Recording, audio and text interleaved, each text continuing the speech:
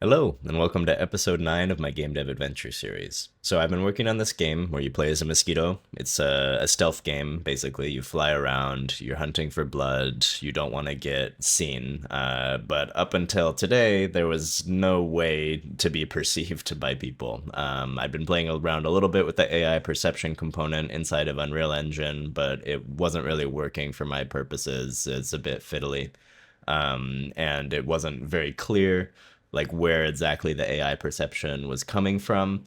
And so I've finally gone and implemented my own custom version of that, which basically makes a bar go up. It makes an awareness bar go up. And if that bar goes all the way up, then it's game over. So it's a very simplistic kind of detection system. In most stealth games, you'll have like kind of somebody who's completely unaware, and then you're being perceived, and they start to investigate, and then it goes into an alert state. I haven't implemented anything that complicated yet. That'll take a little bit more time and iteration. But for the purposes of doing a playtest soon, I wanted to have some form of like vision cone system. So finally, that's going to be in my game.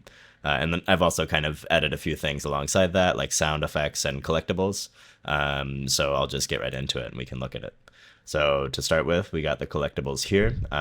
These are, I'm calling them gene points, and the idea is that they are basically a collectible that you can pick up, and they kind of encourage you to explore the level a little bit as opposed to just beelining for the exit.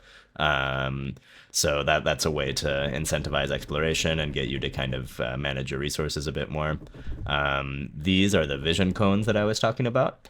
It took me a little while to figure out how to actually implement them. Initially, I just had literally a cone model that was coming out of the eyes, and then when you overlap it, it makes the vision go up, and when you're not overlapping it, then it kind of resets the counter so that the awareness can go down. Um, and that like worked for basic purposes, but because it was an actual like mesh that was going through walls, and it had a material attached to it, so it kind of looked like a cone of light, a transparent cone of light, but it wasn't actually a light. So it would go through walls, and you'd like there's somebody in the room over there, and sometimes you just see the cone just coming through the wall, so that wasn't really going to work. So I changed it around to still have the cone mesh. The mesh is still there, and it still detects when you're overlapping the mesh. But now there's a spotlight, and I've added volumetric fog. Before I was using basic fog, which doesn't really pick up on light and show kind of light as a volume in the fog. But now with volumetric fog enabled, you can see the spotlight is projecting a cone. Um, so if I go into this, it starts playing a warning sound, and you can see that the awareness bar on the top is going up very quickly. That's because I was pretty close to this person. If I were to go back a little farther, let's see if I can manage this. If I go back a little farther and I kind of stay at the edge of their vision, it'll still go up, but it won't go up quite as quickly. And as I'm getting closer and being seen by both eyes, it starts going up a lot more quickly. So yeah, I'm pretty pleased with how this turned out. One thing I can't show you right now because there's nothing in the way. It does actually do a line trace from the origin of the eye to you, so that if you happen to be on the other side of a wall or an obstacle, it will check if you are visible to that eye. And if you're not visible, then it doesn't make the awareness bar go up, essentially. So it is smart enough to pick up on walls. I'm pleased with how this all turned out. We've got collectibles, we've got perception in a basic sense, and I think it makes the world a lot kind of spookier to move around because now you can actually be seen, and being seen has consequences. So we're still on the same level that we've been kind of doing for the past couple months.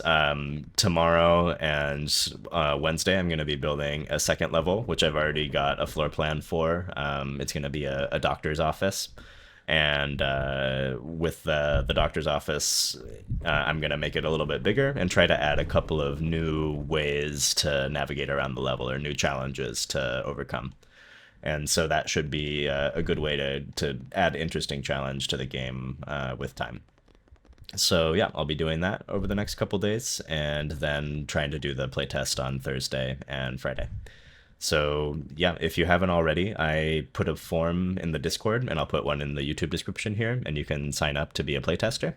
I will be putting out a build of the game, and because of the volumetric fog, the performance requirements are maybe a little bit more intense than I would like them to be. I don't know how to optimize games yet. So it's probably best if you have a pretty high spec PC so that it can handle the volumetric fog.